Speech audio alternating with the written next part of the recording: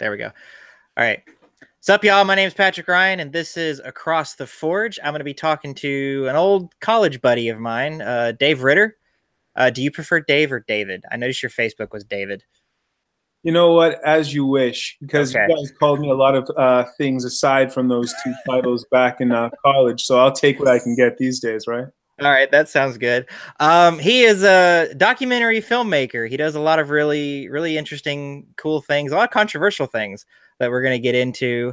So, Dave, take it away. Introduce yourself. Tell us a little about yourself and what you do. Yeah, it's good seeing you again, albeit in a digital format, but Yeah. I prefer you this way. A lot of people do. A lot of people. Pixelated. That's the way you belong. What do I do? I've been called many things: a journalist, a filmmaker. I'm just a crazy person who got a camera. That's the title I want to maintain. A crazy person with a camera who uses the medium of video and film as a Molotov cocktail against everything and everyone I hate in this world. Because I don't want to go to jail. And so that's how I fight back. Yeah, I don't know. I was in the music industry, which got me into some broadcasting work. And then eventually I just kind of went off the rails and grabbed a couple of cameras and said, I want to start talking about things that no one else is talking about. And there's just, I became more and more detached from political correctness. And I moved abroad, and I was out of the United States for a long time. And with that just came this irreverence for all of the political correctness and all the social orthodoxies and that have been pushed on us from academia and media and society. And when I came back to the US, I just had a whole new perspective. And I don't know how much of it was just me and how much of it's been a paradigm shift that we've been living in. Like we look back when we were in college, when we were in our early 20s, and I guess we can essentially say at this point in our age, when we're kids, right? When we're children of, basically, it seems like, we're like the first crop of millennials. We're from like that first, like we're the Generation Xers kind of aligned with millennials. Mm-hmm. And this new crop of who are, millennials and the new generations, I can't even relate to them at this point. I've seen this world of like intellectual inconsistency and insanity that's just really drove me like to the brink of insanity myself. And I feel like I've just come to a point where I want to use media as a weapon towards all the I don't know what the way to put it, the neoliberal, it's the only way I can describe it is just constant intellectual inconsistency, right? I get maybe you can relate to all this. Yeah. I have found myself in recent years. I mean, I've always kind of liked politics, but in the last, I don't know, 5 or so years, I guess about halfway through the Obama administration, it just seems like there is this huge divide between the two extremes. And I don't always know where I fit in it. I guess I fit somewhere in the middle. And I have found myself, like, just 2 years ago, I discovered, and you may be familiar with some of these people from YouTube. Sargon of Akkad. Oh yeah, great classical liberal individual. Yeah, Lauren Southern. I discovered her back when she was with Rebel Media. And now I know she's off doing. Love her. I don't even think she's that hot. I just love her intellectually. I get a different taste in women, but she's great. Right. So so this is the kind of circle of people that maybe you would associate yourself with then, right? Yeah, I mean, it's interesting because when I started making films, I just wanted to talk about things that I wasn't trying to break from being left wing or anything or right wing. I guess I was, and I wasn't even trying to be political. And I think to this day, I'm not trying to be political in the sense I'm not trying, in the most etymological sense, I'm not trying to enforce policy. I don't want to create some sense of political policy enforcement with my work or push for that necessarily. But I found that, like, my first films were just about minority groups within the West Indies, like white Haitians, Haitians of German derivation, French derivation, things like that. And then also in turn, Jamaica, I did things on German descended Jamaicans and Jamaican Chinese community, white Jamaicans and white Haitians, and just various little pockets. And I thought, well, this is interesting because there's so many documentaries that come out in the US, and it's always about being Latina in America, or everything is about what it's like being a minority in Europe or Western society. Well, no one's done at that time. Virtually nothing came out on white minorities in, say, the West Indies or other parts of the world. I thought, well, why not get their experience? And I found that, yeah, the same kind of things that people talk about in North American and Western media about minority groups facing bigotry and prejudice and various things like that, that existed towards white and Asian minorities throughout other parts of the world. And I thought, well, this is great for a discussion. Let's show that there's bigotry and prejudice that exists towards white people and towards Chinese, and it's a double-edged sword. It's a two-way street. And the backlash I got from all these supposed multiculturalists and egalitarians who always tout racial relativism or tout multiculturalism, suddenly I became this like villain in their eyes. And I was just kind of like, I thought, what's going on psychologically here? You tell me that race doesn't exist, that though you condemn white people for all the world's woes, and that being white is, white people, or that, talking about European heritage and derivation, white people is somehow bigoted in and of itself because race doesn't exist, but you have no objection to, Black History Month or celebrating Black or African identity and heritage. And I tried to understand what's going on. Why is there all this intellectual inconsistency and this double think and double standards? And it really led me down a rabbit hole. And I started, and I guess at that same time, around 2008, it seemed like there's these cultural paradigm shifts that are becoming more evident. And I started, realizing that there's more to what's going on right now than someone calls himself a liberal. Well, what's behind that? What does that even mean? What is the definition of these terms? And it began, and I don't know, between the world shifting around me and me personally changing from my experiences, I just started becoming like, more and more angry with the kind of social engineering that we live under via media and politics. And I don't know if that's necessarily led me to being like what political spectrum I rest in. I must be socially conservative on many levels. I'm sure I am. I know I'm socially conservative. That doesn't mean I'm not a Republican per se. Am I more into? I have to say that I'm becoming more and more conservative on many levels. That doesn't mean that I think conservative politics are irrefutable and perfect and with above repute. But I'm certainly at this point where the neoliberal movements of the West have become intolerable for me. And I don't know how you came to these conclusions. I know that you come from like a libertarian kind of slant for a long time. I did as well. I really like libertarian philosophy. I know your brother is still very libertarian, seems. And I do like, and I mean, I believe in the precepts of libertarianism, but I feel like it's, as a political or social movement, it's lost all its steam. And since Ron Paul has kind of dropped out from the political spectrum, it's just become dead. Like the party itself is a clown show. So it's kind of like, where do we go now? That's where a lot of younger men in Western society are at the point, okay, well, we wanted libertarianism because this was so intellectual and moderate. And now we're left with, where do we go now? And it's kind of now free for all socially and politically. It's been weird, right? Yeah, that's how I discovered the libertarian movement was, I guess it was the first year that I can remember Ron Paul running for the Republican ticket. He didn't get it, and then he ran on the libertarian ticket. But then after that, Gary Johnson kind of rose, and I really wanted to like Gary. And in a lot of ways, I did like him. But then someone would stick a camera in his face, and he would open his mouth, and I would go, "Oh gosh, what are you doing? Why are you talking?" So I'm not a registered libertarian. I am still a registered Republican. That's primarily because here in the state of Florida, I wouldn't have any primary to be able to vote in if I weren't registered, either Republican or Democrat. So I on paper, I am a Republican. How I got to where I wanted to talk to you was, I can't remember if, I think my brother Kelly may have initially pointed out this documentary that you had, but maybe it was you who shared it after I talked to you about. You went into this village that is, I guess, having to constantly fight off attack from people that don't like them because they're primarily Christians. Is that correct?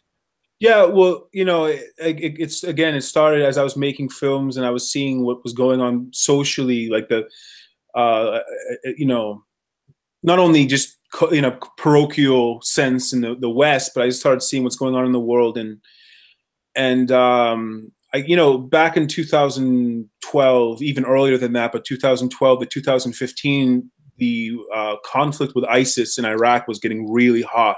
Mm-hmm.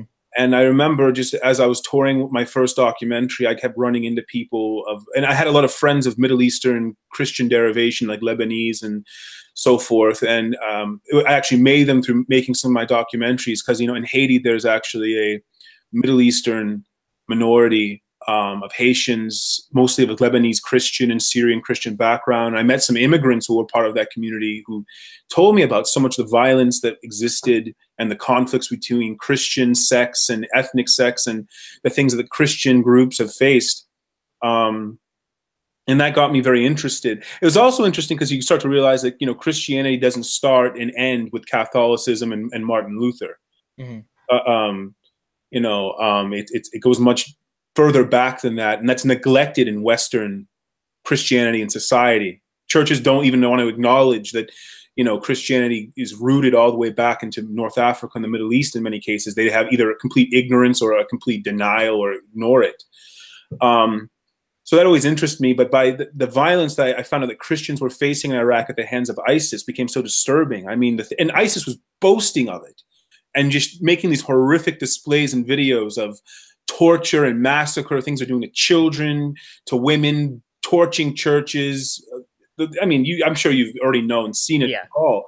And this was just, to me, I remember seeing a video of 300 plus young Assyrian men, Christian Assyrians, were being shot and slaughtered in the most brutal way. And I saw how they died with such bravery, looking into the camera and just, pointing to the sky. They were saying prayers.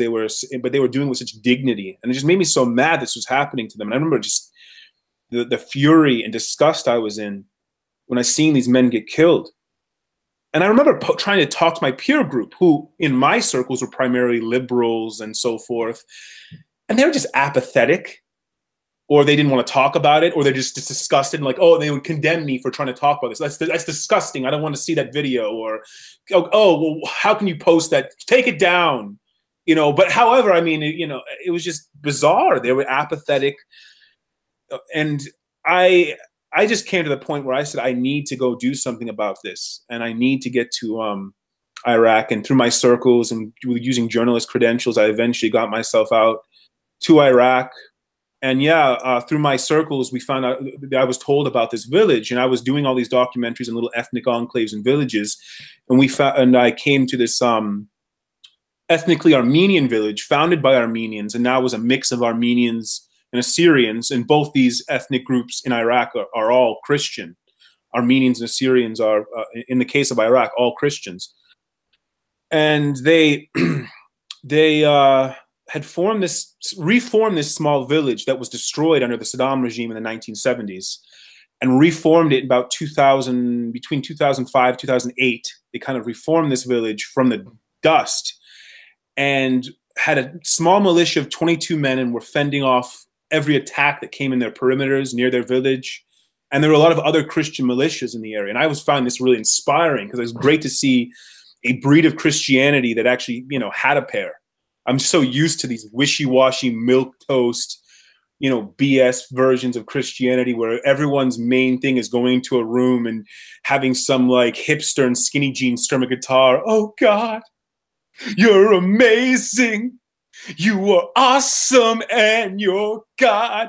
And, because God really needs you to tell him how great he is over and over again, because he's a narcissistic egomaniac that just thrives on that, apparently. He doesn't need you to do anything else. No, these were guys who they would, represent their communities, their families, and their religion by taking an AK-47 and saying, you're not going to fuck with me ever again, and you're not going to hurt our children. And I found those people more inspiring than the mega church let's go eat a snow cone and spin around and listening to pop music with a bunch of words telling God how great he is. These guys were way cooler to me than any other breed of Christianity I had been exposed to. So I was just got to live out there for a bit and spend time with them. And I just went there to support them in every way I could.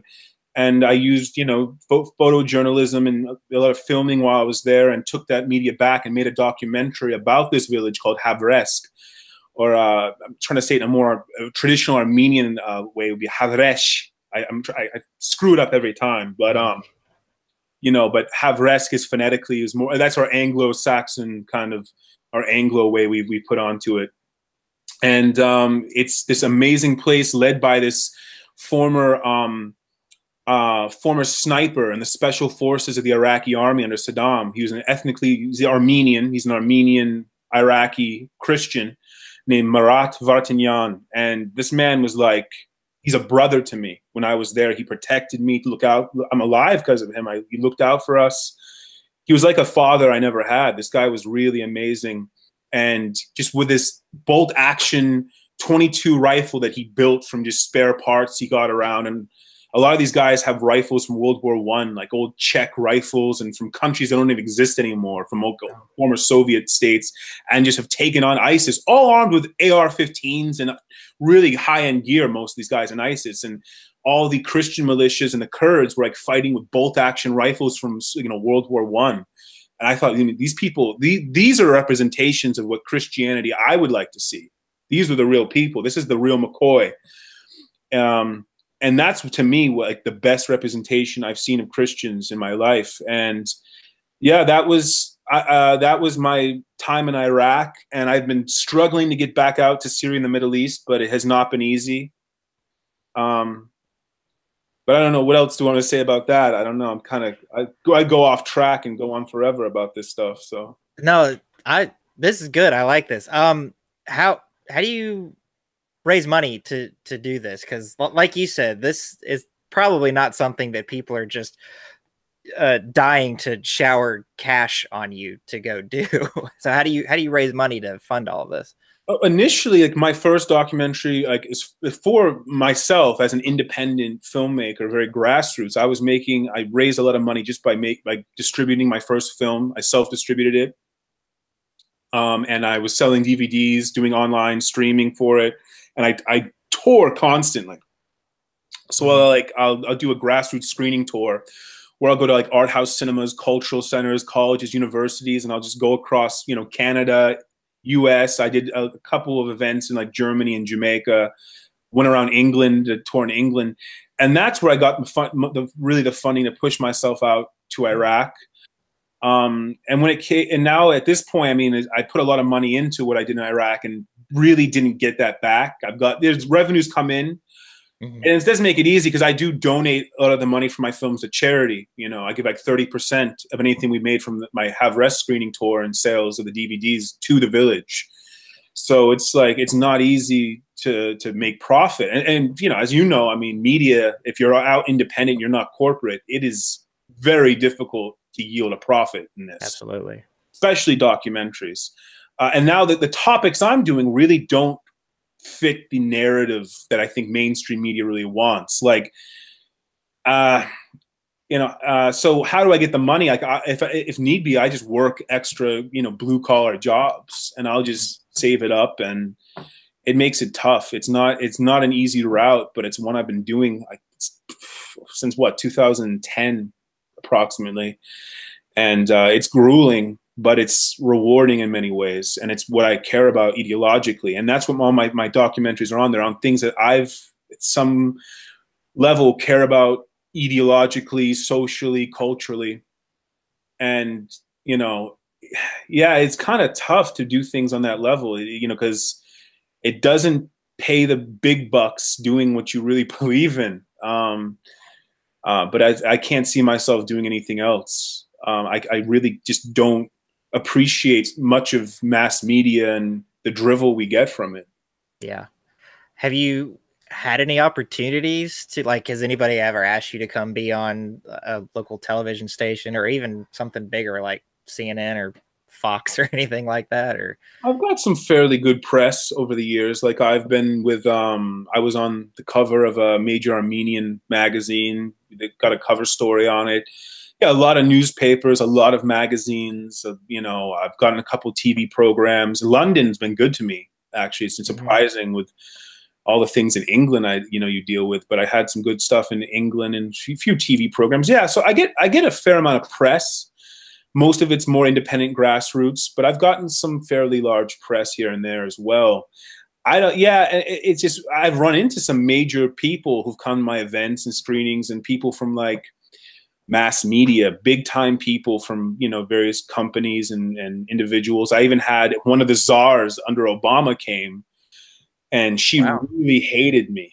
And I'm not a likable guy, when I came to find out. I was in DC recently, speaking at Capitol Hill, and meeting with the Armenian Assembly and Armenian Council.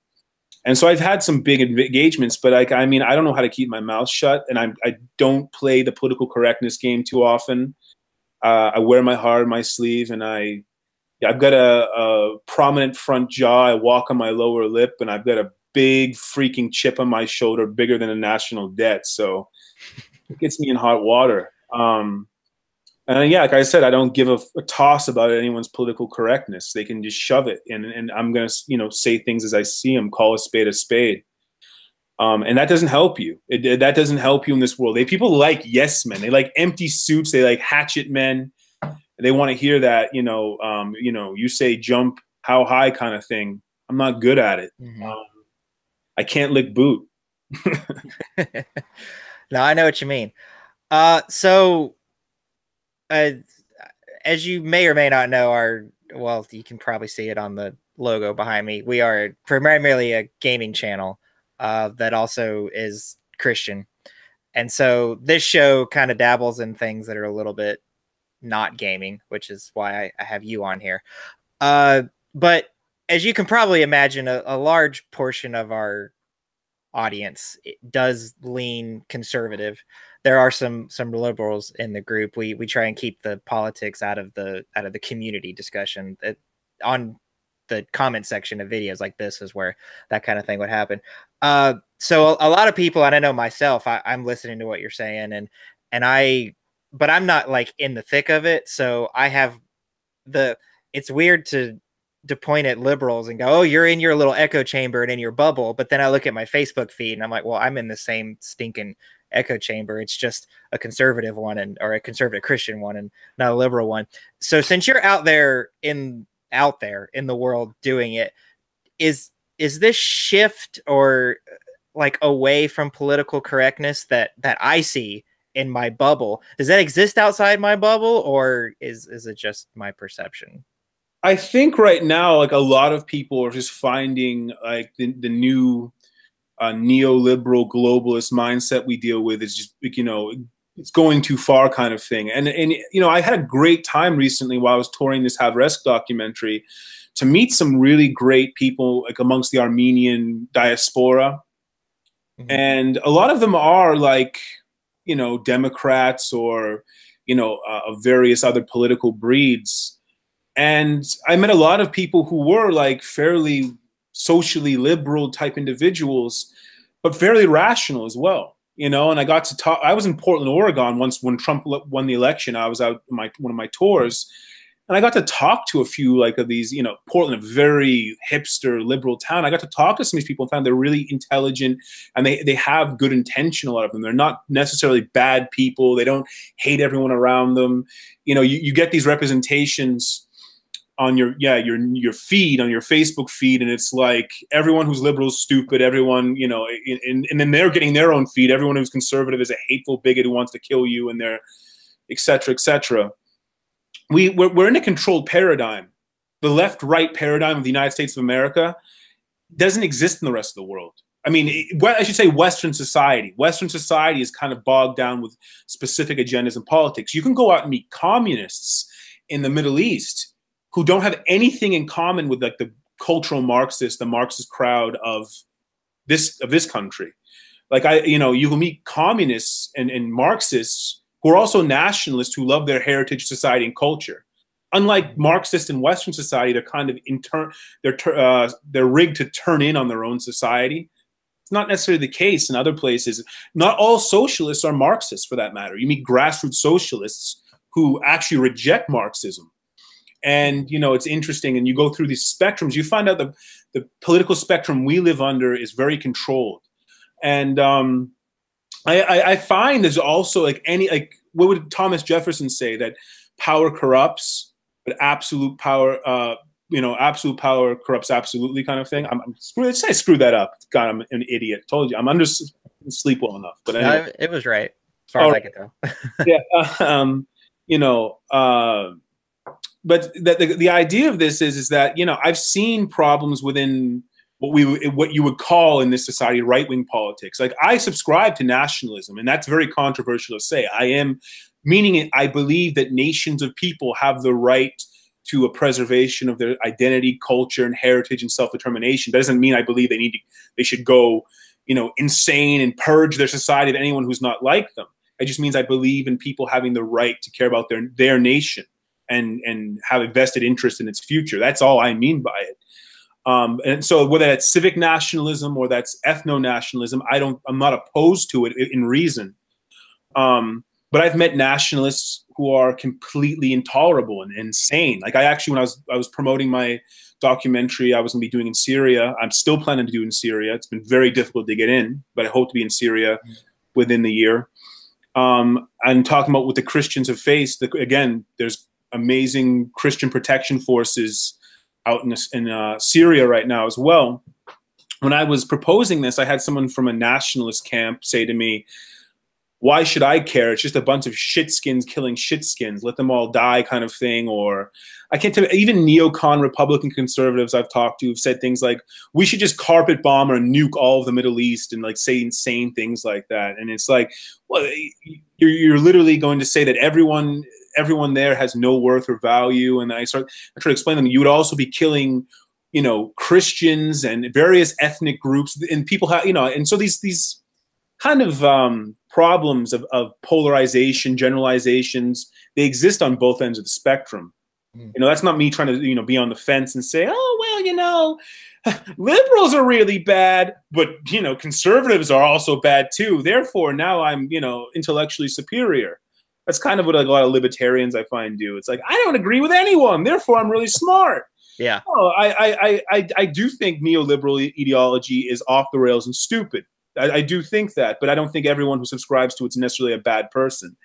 And I do believe that, like, all political ideologies can become tyrannical and fascist. All ideas have the ability to go out of control when they're unbridled and not tempered with reason and intellect. So any idea has the ability to have problems. And yes, I find that there are really bad, dumb demographics of conservatives and things of that nature. I think it's like, and intellectuals, I think, ultimately are more rare in this world. So intelligent people are not the largest demographic of the planet we live on. Mm-hmm. But I don't think that, you know, I think it's important to realize that just because you're in opposition to a bad idea, it doesn't mean your philosophies cannot become dangerous or unbridled as well. Yeah. So a lot of your work is in Syria.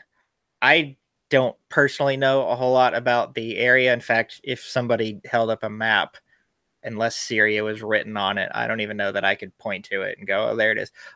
But it gets in the news occasionally. And the last time I remember it being in the news real big time was during that, I guess it was a gas attack. And then within a day or maybe even less than that, the United States blew the snot out of one of their airfields. Yeah. Well, again, most of my work has been in Iraq. Hopefully, Syria soon. But what I can say about that is that there was a gas attack in 2012 that under Obama, he was very much trying to usher in full-on war with Syria. And he was claiming that this was done by Assad, the president, and his regime. This was done by the Syrian government, and we had to topple Syria, and we had to rush in and wipe them out, kind of thing, because they've killed children, and this is obviously Assad's a madman. Well, it was quickly revealed, and it was mainly done by grassroots journalists and individuals on the internet that found that this attack, this gas attack, it was a nerve agent that was used, and it was actually done by ISIS. ISIS had detonated that, then then tried to use it as a false flag to say, "Hey, look what Assad did! Everyone rush in and take over the country." And then at that point, when it was revealed that this was it was orchestrated and it was done by ISIS, the Obama administration folded, and then war wasn't declared. It wasn't like any open statement, "Oops, we were wrong." It was just, okay, shut down, moving on, media blackout, no more from there. But it was very much pushed that Assad is out of control and he's killing everyone. We need to go get him. And that was seen as the spark, that gas attack. Then we had another incident recently where that same kind of accusations made again. And then, under Trump, there was a cluster of I think missiles that were shot out, most of them missing Syria. They were landing in the ocean, but several did strike and even killed a Syrian general. It killed at least 8 soldiers. Not a huge death toll, but did cause damage and kill some people. And the Syrian government claims civilians. So that was really upsetting to me to hear about all this going on. It's a very touchy subject to get into right now. It's, I have to pick the hills I want to die on, but personally, I would like to see the U.S., allow Syria to deal with their issues on their own. The whole situation's become very dicey and very difficult, and so much to comment on that I'm not educated enough on so much of it to go into too much depth. Mm-hmm. But that was one of the last incidents. To stand here and say that Assad's a wonderful guy and beyond repute becomes difficult because there's so much, countering media and information that demonizes him. But there's, a lot of things that I think are important to point out, that he's diligently protected ethnic minorities. He's protected the Christian minorities. And he's been fighting ISIS. And ISIS and Al-Qaeda and their other syndicates associated with them have been virtually wiped out at this point. They're winning that battle against them, and now it's a mop-up period. They've almost won that war completely.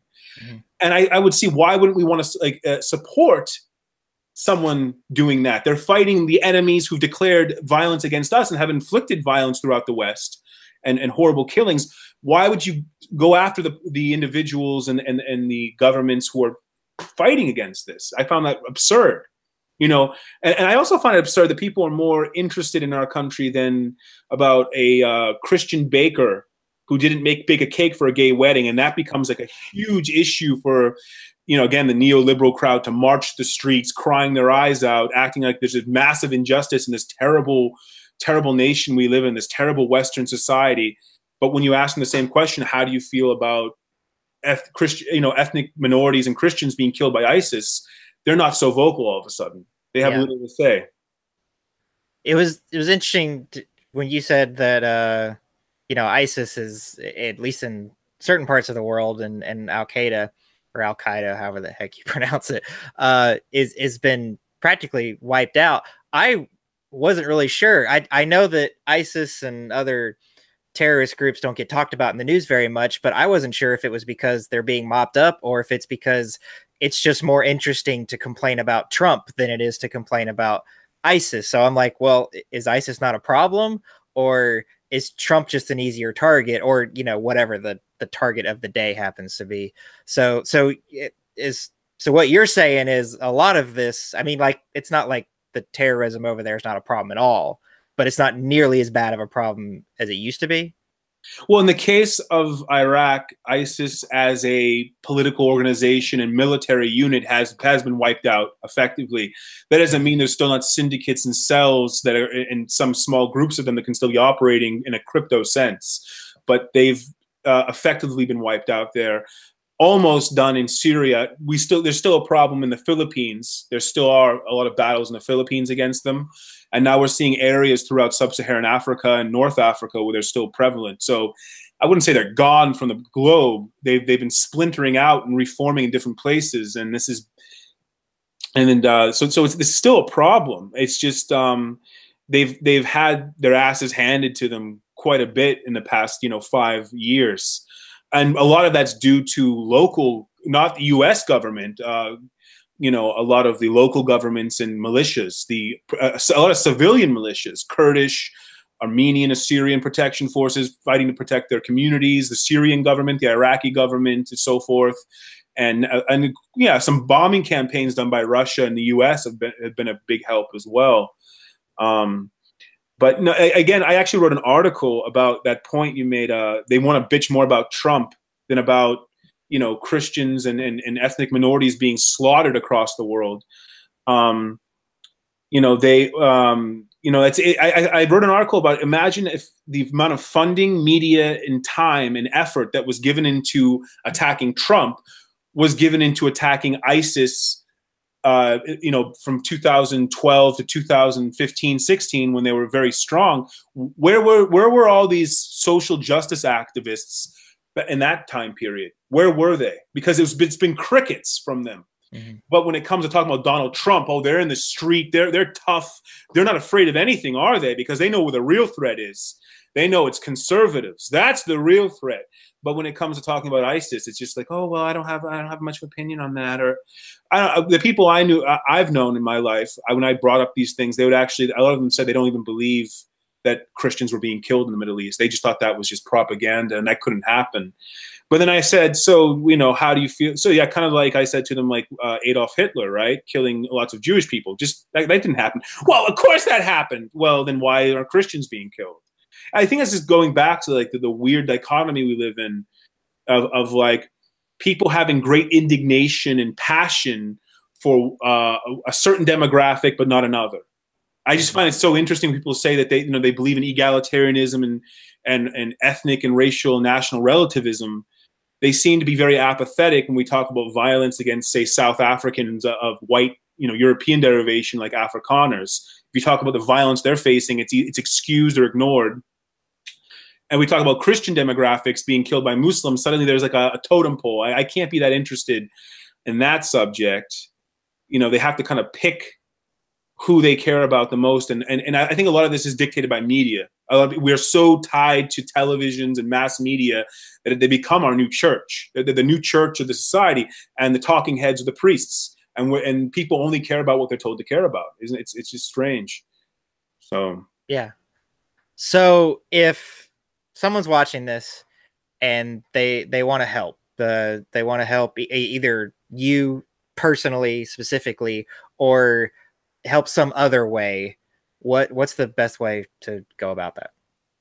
Well, I mean, in the subject of like dealing with what's going on with all the ethnic minorities in the Middle East, you know, I don't encourage people just to hop in a plane and jump out there and run around, because it is dangerous. You're gonna, you know, you're playing Russian roulette with your life. I don't think someone should do that unless they're equipped and prepared.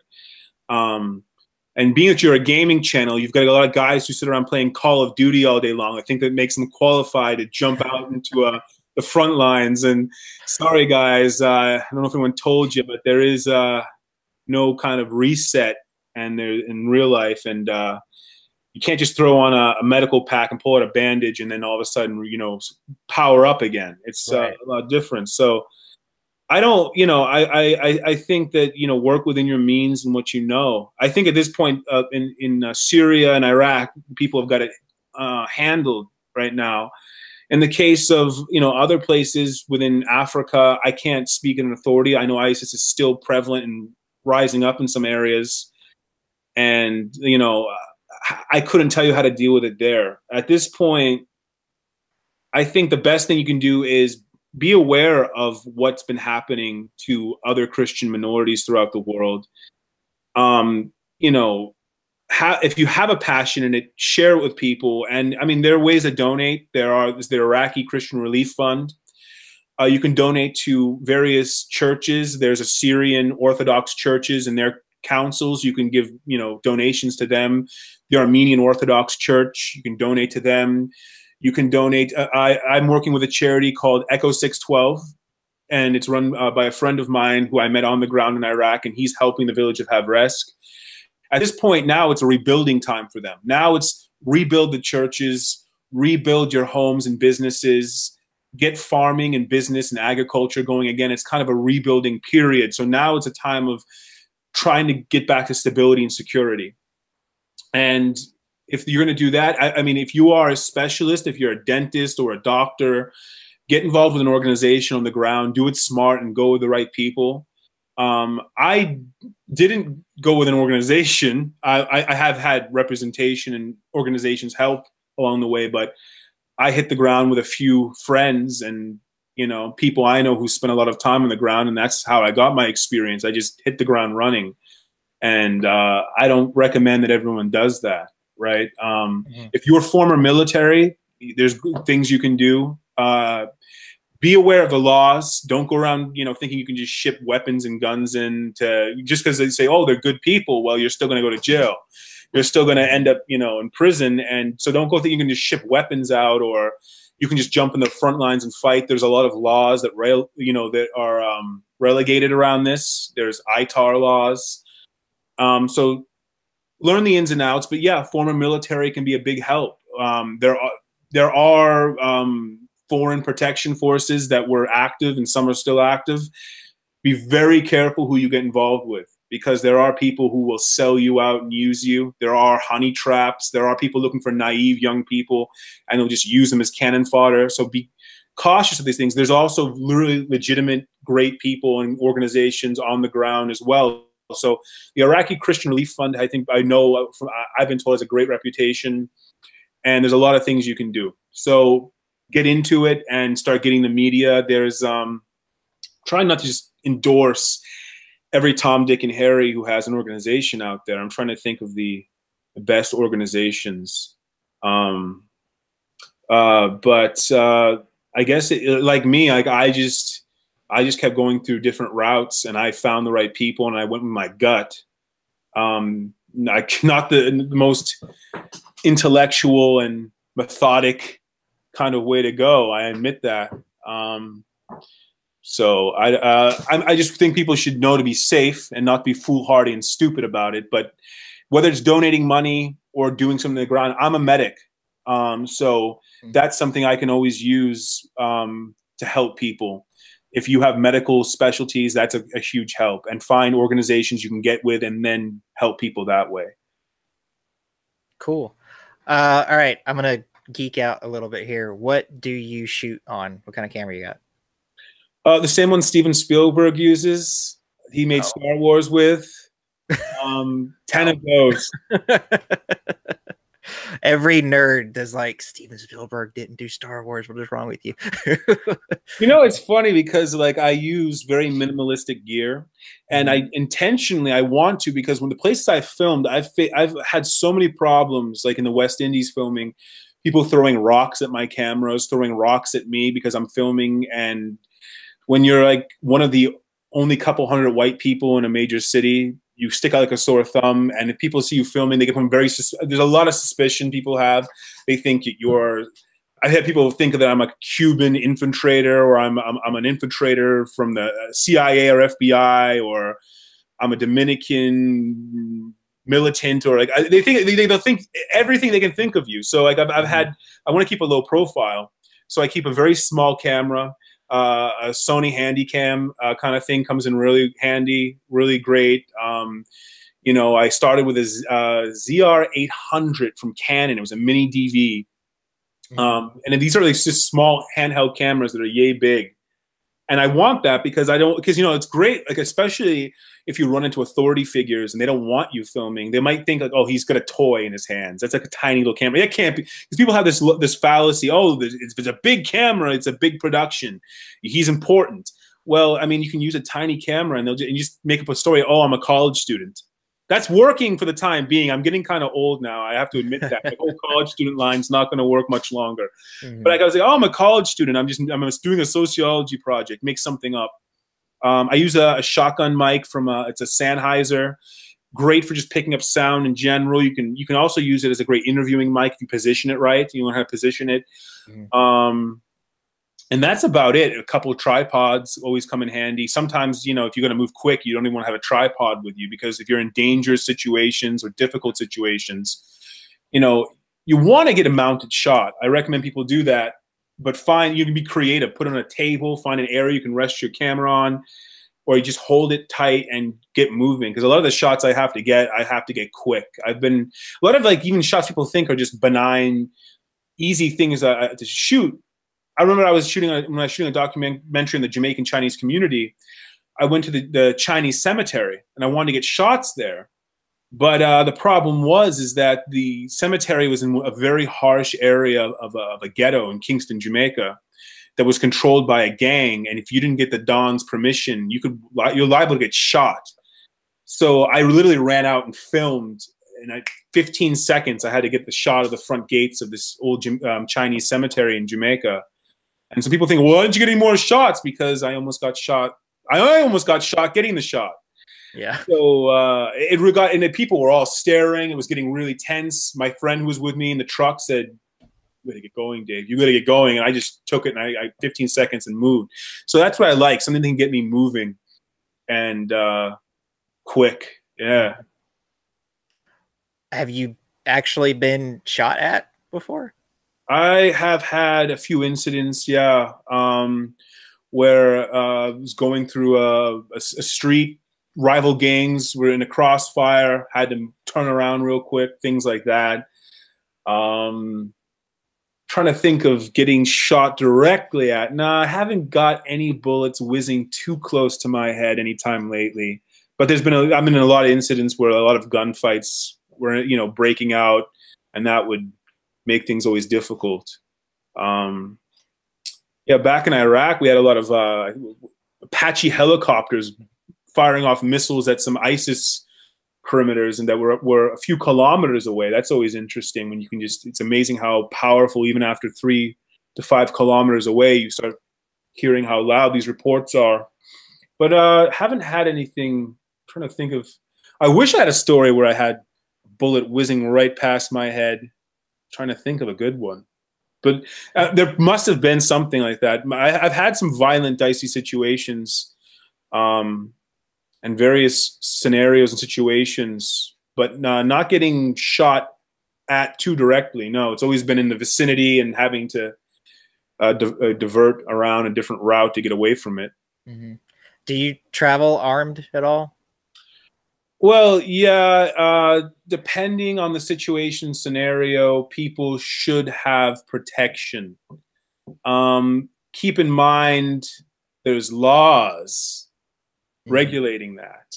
But yes, you should, I think everyone should be prepared.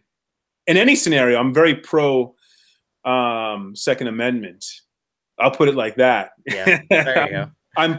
I'm a very safe guy, and I believe in safety first. And I think if you know how to use a firearm properly, you should be carrying one.